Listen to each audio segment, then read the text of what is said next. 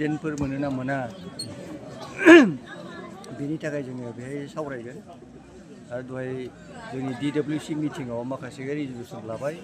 बे रेजुलेसनफोरखौबो जों सेन्ट्रेलाव दैथायहरगोन बे रेजुलेसन भितराव जोंनि गुरुधामनि डेभेलपमेन्टनि खोथा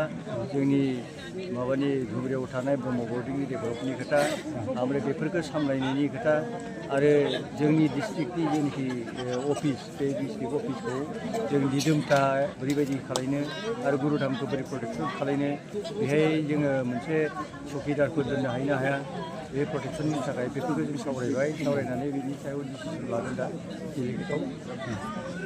डिलिगेटआव फाइनाल जागोन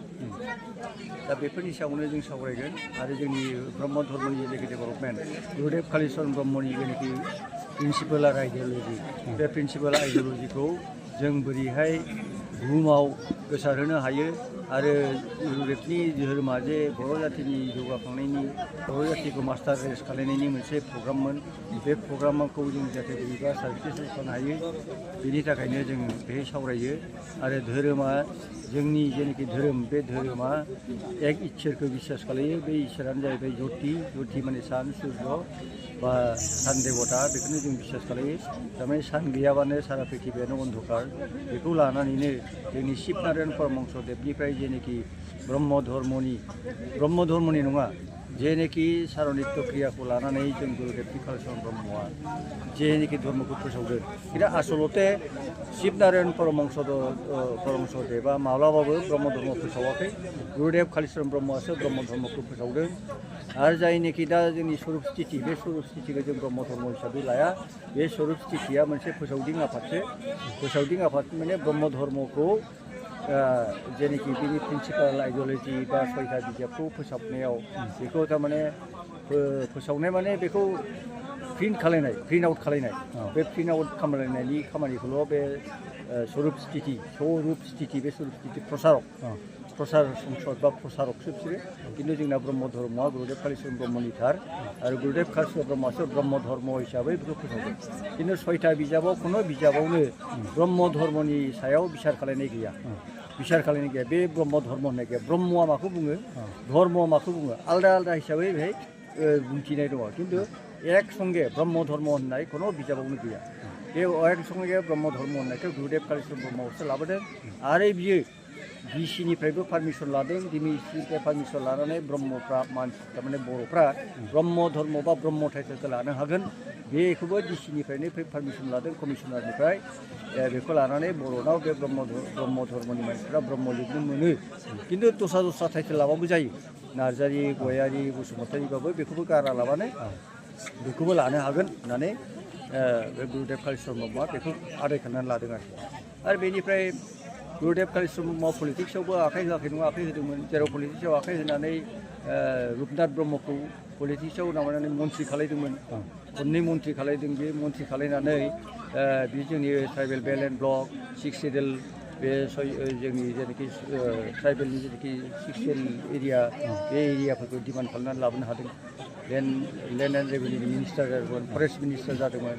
जेरावनाखि फरेस्ट मिनिस्टार जानानै जों जे बर'फ्रा पर्बजरानि मानसिफ्रा आगोलाव जोङो 75% रिजार्भेसन मोन्दोंमोन ओमफ्राय उनाव 50% रिजार्भेसन मोन्दों 50%आ नोङो माबायाव थारमाने इलिगेलाव जों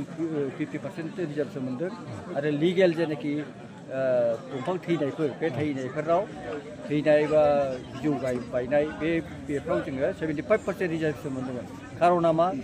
कारना जाहैबाय जोंना बे पर्बजराय एक्स-जामिनदारि स्टेटफोर जमिनदारनिसो हा बियो गभर्नमेन्टनि नङा गभर्नमेन्टआ गोदो होन्दोंमोन जों बे हाग्राखौ प्रटेक्सन खालायनायनि थाखाय जोंनो 25%खौ जोंनो हो जोंहा पियन चौकिदार रेन्जार फरेस्टार दङ बिसोरनि जों एसे बेथन होनांगौ ओंखायनो 25%खौ जोंनो हो होननानै गभर्नमेन्टआसो जोंनो बिना लादोंमोन फरेस्ट डिपार्टमेन्टसो जोंनो बिना लादोंमोन खिन्थु बै समाव जोङो बे हानि मालिक नङाबा जों 75%खौ बोरै मोनामोन 75%खौ जों गभर्नमेन्टआ जोंनो मानो होनाङामोन फैसाखौ दंफां फाननायनि फैसाखौलाय उनावहाय इलिगेलनिफ्राय 50% होनांदों ओमफ्राय जखनाखि प्रफुल्ल महन्त फैदोंमोन बेनिफ्रायसो बे अर्डारफोरखौ चेन्ज खालामबोदों नङाबा बे हा जिखुनु जोंनिखा नालाय एक्स-जामिनदारि स्टेटखा नालाय ओंखायनो बे हा दा जोंनि हा बेयो पर्बजरानि हा बर'फोरनि हाथार ओंखायनो जों बेहाय सोरनोबा हगारनांगौ सोरनोबा थगायजानांगौ बेनि खोथा गैया फरेस्ट डिपार्टमेन्टआबो दाबो जोंखौ पुरा भाबै इनक्रस खालामनो हाया जोंखौ पुरा इभिक्सनबो खालामनो हाया खारन बै जोंनि अर्डारफ्रा दङना बै अर्डारफोरखौ नागिरोबा बे अर्डारफोरखौ लायोबा पर्बजराया जोंनिनो हा पर्बजरायाव गुरुदेव कालिचरण ब्रह्मआनो बे माखासेफोरखौ अर्डारखौ पास खालामदों 6 एरिया हिसाबै बा ट्राइबेल बेलट ब्लक हिसाबै ओंखायनो बे आयेन कानुनखौबो गुरुदेव कालिचरण ब्रह्मआ लाबोदों इनडाइरेक्टलि थारमाने पलिटिक्सआव हात होनानै आरो बे कालचार जोंनि बर' समाजनि जौगाखांनायनि नामैबो जेन'बा पान्डुलिपि लिरदों पान्डुलिपियाथ' गाव हारसिं लिराखै बर' समाज बर' सारा बर'खौ लोगो लानानै ज' जानानै बर'नि पान्डुलिपिखौ लिरदों बियो माब्लाबाबो ब्रह्मनि माब्लाबाबो कनफारेन्स माबा खालायाखै ब्रह्मनि जेनाखि मा होनो बे बर' महासन्मिलन खुंदों बियो माब्लाबाबो ब्रह्म महासन्मिलन खुङाखै बर' महासन्मिलन खुंदों खारन बे बर'खौ मोजां मोनो ब्रह्म धर्मनि दारै जों जेसेबां डेभेलप खालामनो हागोन बे धरननि हिसाबै बर' महासन्मिलन खालामनानै रासिद खालामनो हागोन आरो बयनिबो माबा लानानै बियो कनसेन्ट लानानै पान्डुलिपिखौ लिरदों बर' समाज जौगानाया बोरै बोरै जानांगौ आरो बेहाय बियो 14ता बोसोन होलांदों जेरै जोंहा 14ता बोसोननि भितराव जोंनि गथ' गथाया लेखा फरायथारनांगौ जोंनि बर' जाथिया डिसिप्लिनारि जानांगौ बर' जाथिया साब सिखोन थानांगौ बर' जाथिया मावै दाङै जानांगौ बर' जाथिया लोगो सावरि बादालि जानानै गावजों गाव हेल्प कपारेसन खालामनांगौ बर' जाथिया धोरोमखौ मोजां सिबिनांगौ बर' जाथिया गिदिरखौ अननांगौ गिदिरखौ मानिनांगौ उन्दैखौ अननांगौ बे धरननि आरोखि शिक्षा गैयाबा जोङो गोदोनानै थागोन जौआ जोंखौ बिराद अनिष्ट खालायो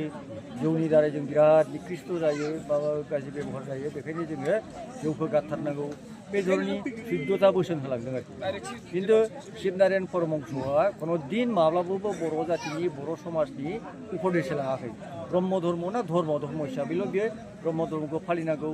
बे जों बोरै माबा इसोरखौ बोरै मोननो हागौ मात्र बेयो इसोरनिल' आरोखि बे आध्यात्मिक तत्त्वआवल' बे थांदों आरोखि शिबनारायण परमहंस बे गुरुआ खिन्थु जोंना गुरुदेव कालिचरण ब्रह्मआ आध्यात्मिकआवबो पारिभार्सिकआवबो जेरावबो आरोखि जेनेबा जोङो बेबहारा जोंना बोरै जानांगौ आध्यात्मिकआथ' आध्यात्मिक थाबाय पारिभार्सिकखौ जों बोरै साब सिखोन खालामनांगौ आरो जोङो बेबहारा जोंना बोरै जानांगौ जौगाखांनोबा जाथिया